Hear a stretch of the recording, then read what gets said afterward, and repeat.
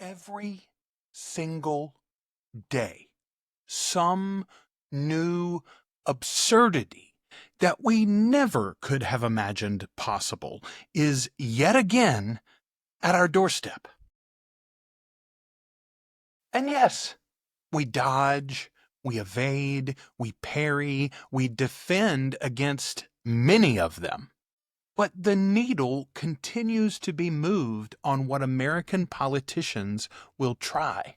The time that it will take to repair our country, never mind to get it to where it actually needs to be. It's generational at this point. My children's children's children will be cleaning up the messes caused today. That is, if we save the planet long enough that they can all be born. And here's the thing that I want the few conservatives that might still be listening to any of my content to think about. This is the point that I want to bring home to you.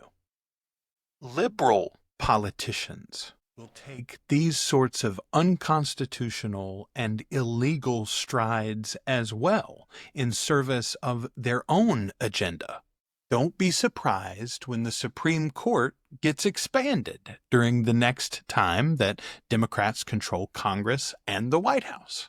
You know, that Equal Rights Amendment that got passed but never ratified by enough states to actually become an amendment? Well, let's just never mind the time limit, right? Puerto Rico and DC? Both states, baby. 4 new permanent Democratic senators. Medicare for all, paid parental leave, a federal ban on all right-to-work state laws. Let's raise the minimum wage federally. Honestly, the fact that if I try to come up with outlandish and offensive things the Democrats could do if they governed like Trump is currently governing, and all I can come up with is good things that I personally would cheer for and that would actually help millions of Americans, that is quite telling about the difference between the left and the right in this country.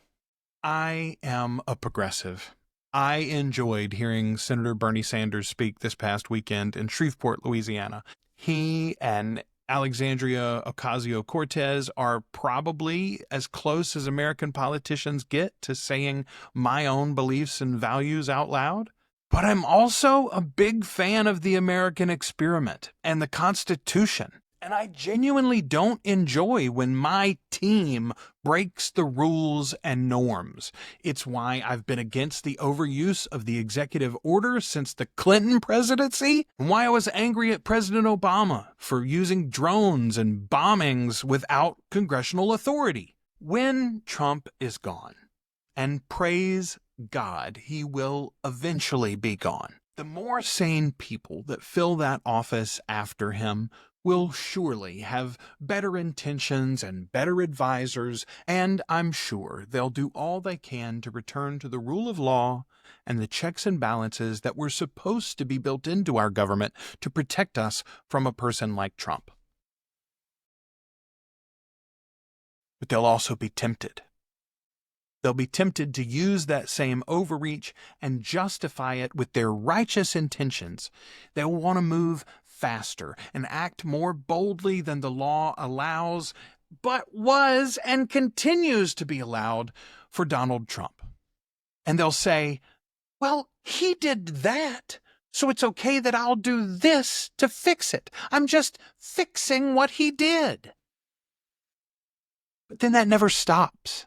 Suddenly, the overreach and the despotism is the norm, not the unimaginable and immoral shock to our collective systems that his every action seems to be.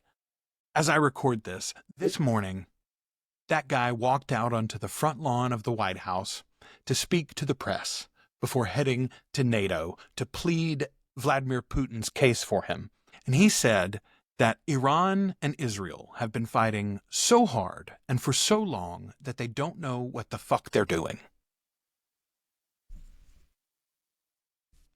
Disrespectfully, Mr. President, you don't know what the fuck you're doing. And the American people are overwhelmingly tired of it. Here's to the day when it's over. Here's to not normalizing this nonsense.